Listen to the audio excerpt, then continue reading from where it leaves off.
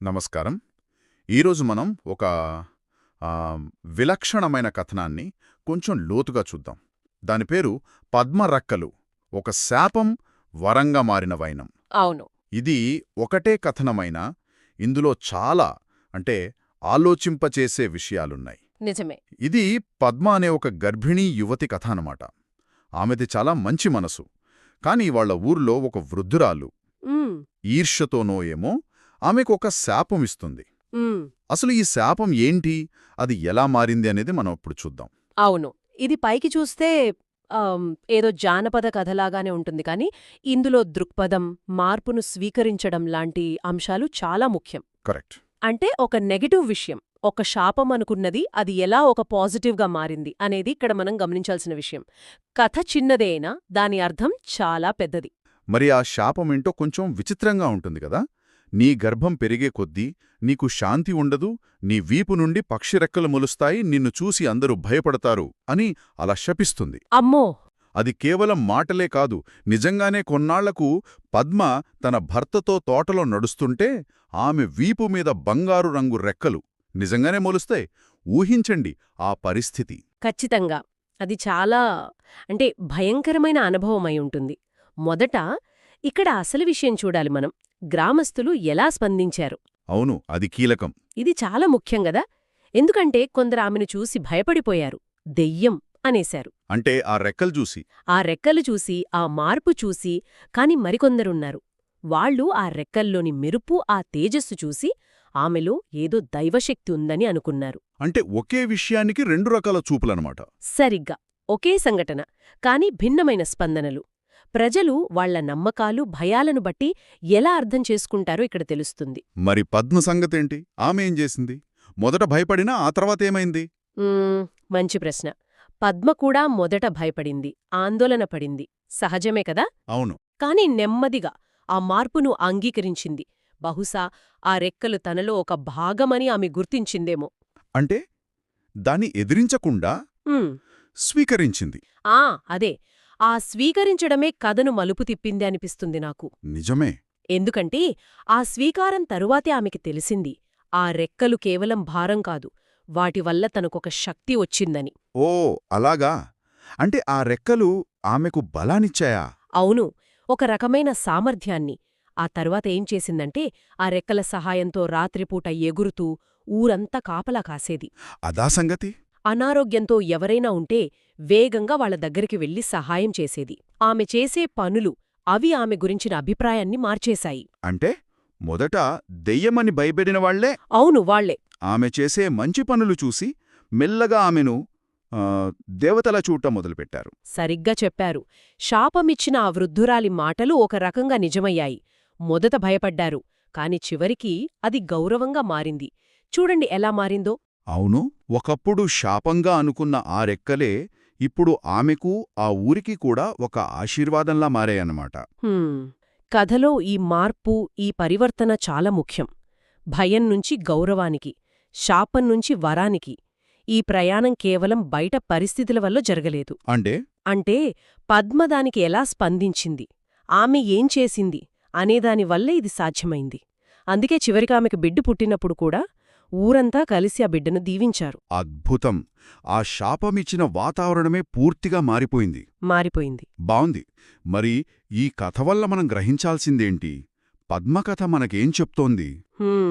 నాకైతే మనకు ఎదురయ్యే కష్టాలు, సవాళ్లు అవి చూడ్డానికి ఎంత భయంగా ఉన్నా వాటిని మనం ఎలా తీసుకుంటాం, వాటికెలా స్పందిస్తామన్నదే ముఖ్యమనిపిస్తోంది. కరెక్ట్. ధైర్యంగా, ఓర్పుగా ఉంటే ఆ శాపం కూడా వరంగా మారచ్చు అని కథ చెప్తోంది కదా. ఖచ్చితంగా. దీన్ని మనం ఇంకాస్త పెద్ద చిత్రంలో చూస్తే, అంటే మన జీవితంలో కూడా ఎన్నోసార్లు మనం అడ్డంకులు అనుకుంటాం, సమస్యలనుకుంటాం.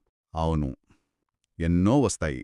అలాంటివి బహుశా నిజానికి మనల్ని ఇంకా బలంగా తయారు చేయడానికో, లేదా మనమస్సలు ఊహించని కొత్త దారుల్లోకి నడిపించడానికో వచ్చిన అవకాశాలేమో. ఆలోచించాల్సిన విషయమే. అవును. అంటే ప్రతికూలంగా కనిపించేది అంతిమంగా చెడ్డది కాకపోవచ్చు. బహుశా అది మన లోపల ఉన్న శక్తిని బయటకు తీయడానికి, లేదా మనల్ని ఉన్నతంగా మార్చడానికి ఒక సాధనమయ్యే అవకాశముందేమో. ఈ ఆలోచనతో ముగిద్దాం. ఎవరికి తెలుసు, మనందరికీ కూడా ఏదో ఒక రూపంలో రెక్కలిచ్చే సవాల్ ఎదురుచూస్తుందేమో. దాన్ని మనం ఎలా స్వీకరిస్తామన్నదే ముఖ్యం. నమస్కారం. ఈరోజు మనం ఒక ఆ, విలక్షణమైన కథనాన్ని కొంచెం లోతుగా చూద్దాం. దాని పేరు పద్మరక్కలు, ఒక శాపం వరంగా మారిన వైనం. అవును. ఇది ఒకటే కథనమైనా ఇందులో చాలా ఆలోచింపచేసే విషయాలున్నాయి. నిజమే. ఇది పద్మ అనే ఒక గర్భిణీ యువతి కథ అన్నమాట. ఆమెది చాలా మంచి మనసు. కాని వాళ్ళ ఊర్లో ఒక వృద్ధురాలు ఉమ్, ఈర్ష్యతోనో ఏమో ఆమెకు ఒక శాపం ఇస్తుంది. ఉమ్, అసలు ఈ శాపం ఏంటి, అది ఎలా మారింది అనేది మనం ఇప్పుడు చూద్దాం. అవును. ఇది పైకి చూస్తే ఏదో జానపద కథలాగానే ఉంటుంది కానీ ఇందులో దృక్పథం, మార్పును స్వీకరించడం లాంటి అంశాలు చాలా ముఖ్యం. కరెక్ట్. అంటే ఒక నెగటివ్ విషయం, ఒక శాపం అనుకున్నది అది ఎలా ఒక పాజిటివ్గా మారింది అనేది ఇక్కడ మనం గమనించాల్సిన విషయం. కథ చిన్నదే అయినా దాని అర్థం చాలా పెద్దది. మరి ఆ శాపమేంటో కొంచెం విచిత్రంగా ఉంటుంది కదా. నీ గర్భం పెరిగే కొద్దీ నీకు శాంతి ఉండదు, నీ వీపు నుండి పక్షిరెక్కలు మొలుస్తాయి, నిన్ను చూసి అందరూ భయపడతారు అని అలా శపిస్తుంది. అమ్మో! అది కేవలం మాటలే కాదు, నిజంగానే కొన్నాళ్లకు పద్మ తన భర్తతో తోటలో నడుస్తుంటే ఆమె వీపు మీద బంగారు రంగు రెక్కలు నిజంగానే మొలుస్తాయి. ఊహించండి ఆ పరిస్థితి. ఖచ్చితంగా. అది చాలా భయంకరమైన అనుభవమై ఉంటుంది. మొదట ఇక్కడ అసలు విషయం చూడాలి మనం. గ్రామస్తులు ఎలా స్పందించారు. అవును, అది కీలకం. ఇది చాలా ముఖ్యం గదా. ఎందుకంటే కొందరు ఆమెను చూసి భయపడిపోయారు, దెయ్యం అనేశారు. అంటే ఆ రెక్కలు చూసి, ఆ రెక్కలు చూసి, ఆ మార్పు చూసి. కాని మరికొందరున్నారు, వాళ్ళు ఆ రెక్కల్లోని మెరుపు, ఆ తేజస్సు చూసి ఆమెలో ఏదో దైవశక్తి ఉందని అనుకున్నారు. అంటే ఒకే విషయానికి రెండు రకాల చూపులనమాట. సరిగ్గా ఒకే సంఘటన, కాని భిన్నమైన స్పందనలు. ప్రజలు వాళ్ల నమ్మకాలు, భయాలను బట్టి ఎలా అర్థం చేసుకుంటారో ఇక్కడ తెలుస్తుంది. మరి పద్మ సంగతేంటి? ఆమె ఏం చేసింది? మొదట భయపడినా ఆ తర్వాతేమైంది? మంచి ప్రశ్న. పద్మ కూడా మొదట భయపడింది, ఆందోళన పడింది. సహజమే కదా. అవును. కాని నెమ్మదిగా ఆ మార్పును అంగీకరించింది. బహుశా ఆ రెక్కలు తనలో ఒక భాగమని ఆమె గుర్తించిందేమో. అంటే దాన్ని ఎదిరించకుండా స్వీకరించింది. అదే. ఆ స్వీకరించడమే కథను మలుపు తిప్పింది అనిపిస్తుంది నాకు. నిజమే. ఎందుకంటే ఆ స్వీకారం తరువాతే ఆమెకి తెలిసింది, ఆ రెక్కలు కేవలం భారం కాదు, వాటివల్ల తనకొక శక్తి వచ్చిందని. ఓ అలాగా. అంటే ఆ రెక్కలు ఆమెకు బలాన్నిచ్చాయా? అవును, ఒక రకమైన సామర్థ్యాన్ని. ఆ తరువాత ఏం చేసిందంటే ఆ రెక్కల సహాయంతో రాత్రిపూట ఎగురుతూ ఊరంతా కాపలా కాసేది. అదా సంగతి. అనారోగ్యంతో ఎవరైనా ఉంటే వేగంగా వాళ్ల దగ్గరికి వెళ్లి సహాయం చేసేది. ఆమె చేసే పనులు అవి ఆమె గురించిన అభిప్రాయాన్ని మార్చేశాయి. అంటే మొదట దెయ్యమని భయపెడిన వాళ్లే అవును, వాళ్లే ఆమె చేసే మంచి పనులు చూసి మెల్లగా ఆమెను దేవతలా చూడటం మొదలుపెట్టారు. సరిగ్గా చెప్పారు. శాపమిచ్చిన ఆ వృద్ధురాలి మాటలు ఒక రకంగా నిజమయ్యాయి.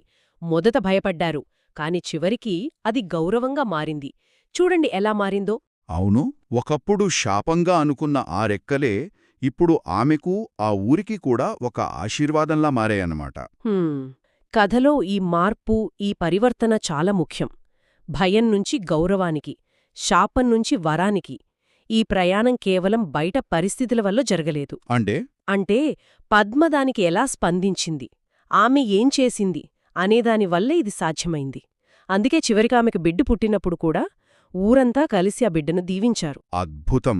ఆ శాపమిచ్చిన వాతావరణమే పూర్తిగా మారిపోయింది. బావుంది. మరి ఈ కథ వల్ల మనం గ్రహించాల్సిందేంటి? పద్మకథ మనకేం చెప్తోంది? నాకైతే మనకు ఎదురయ్యే కష్టాలు, సవాళ్లు అవి చూడ్డానికి ఎంత భయంగా ఉన్నా వాటిని మనం ఎలా తీసుకుంటాం, వాటికెలా స్పందిస్తామన్నదే ముఖ్యమనిపిస్తోంది. కరెక్ట్. ధైర్యంగా, ఓర్పుగా ఉంటే ఆ శాపం కూడా వరంగా మారచ్చు అని కథ చెప్తోంది కదా. ఖచ్చితంగా. దీన్ని మనం ఇంకాస్త పెద్ద చిత్రంలో చూస్తే, అంటే మన జీవితంలో కూడా ఎన్నోసార్లు మనం అడ్డంకులు అనుకుంటాం, సమస్యలనుకుంటాం. అవును, ఎన్నో వస్తాయి.